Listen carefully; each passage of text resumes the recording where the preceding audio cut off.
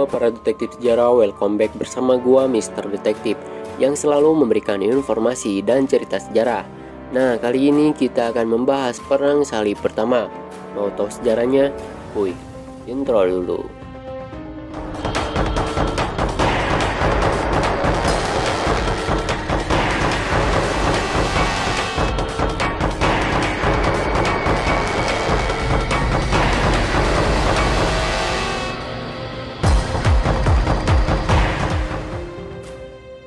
Kebanyakan orang tahu tentang perang salib, tetapi sedikit yang tahu tentang sebab dan akibat dari perang itu.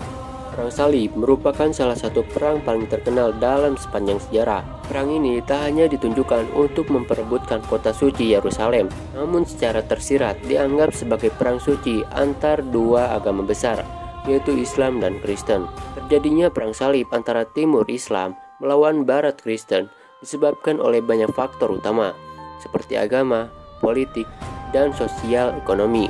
Semua bermula pada tahun 1070-an ketika Yerusalem diambil oleh Bani Saljuk dari Turki, dan pada 1071 Diogneses, kaisar Yunani, dikalahkan dan ditawan. Asia Kecil dan seluruh Suriah menjadi milik Bani Saljuk. Antiokhia menyerah pada tahun 1084. Dan pada tahun 1092 tidak ada satupun kota besar di Asia yang dikuasai oleh umat Kristen. Hal ini diperparah dengan aturan dari Bani Saljuk yang membatasi dan memperketat jarak umat Kristen ke Yerusalem. Hal ini mendorong umat Kristen untuk mendapatkan kebebasan kembali dengan berusaha merebut Yerusalem dari tangan kaum muslimin.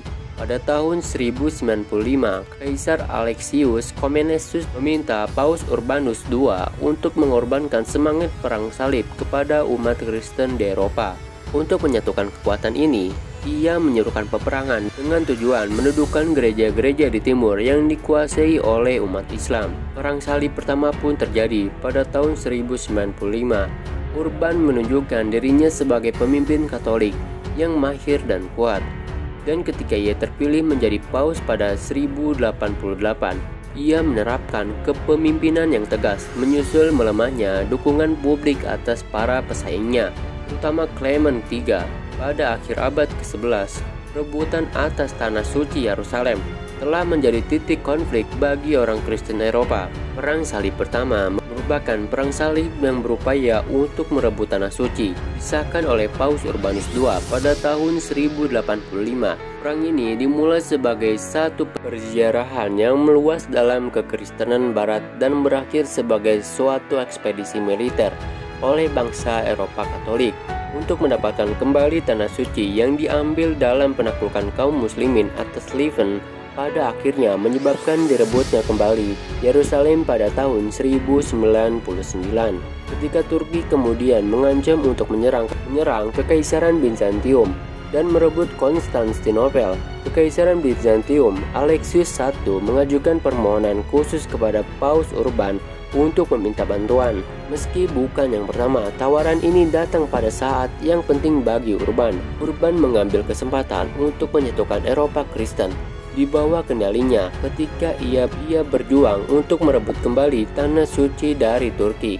Pada konsili Clermont di Prancis, di mana beberapa ratus pastor dan bangsawan berkumpul, Urban menyampaikan pidatonya yang membangkitkan semangat orang kaya dan orang miskin untuk menghentikan pertengkaran mereka dan memulai perang untuk membantu sesama orang Kristen di timur guna merebut kembali Yerusalem dari kekuatan muslim. Seruan perang Urban membakar publik, memanfaatkan pemimpin agama lokal untuk menggalang dukungan di seluruh Eropa untuk perang salib melawan muslim.